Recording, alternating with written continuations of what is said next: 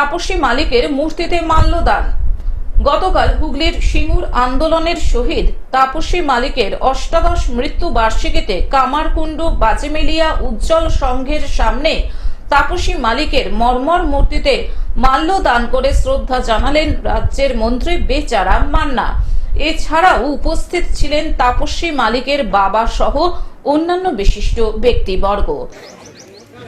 উচ্চ আদালত সিবিআই তদন্তের নির্দেশ দিয়েছিলেন এবং সিবিআই তদন্তে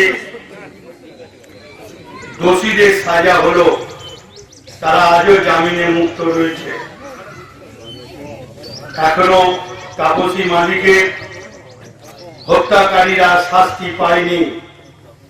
সেদিন যেরকম তাপসী মালিকের হত্যাকাণ্ড নিয়ে তৎকালীন মুখ্যমন্ত্রী তিনি কিন্তু একবারের জন্য তাপসী মালিকের বাড়িতে বা তাকে টেলিফোন করো অন্তত সহানুভূতি জানায়নি, যা আজকে নজিরবিহীন ঘটনা ঘটিয়েছিলেন।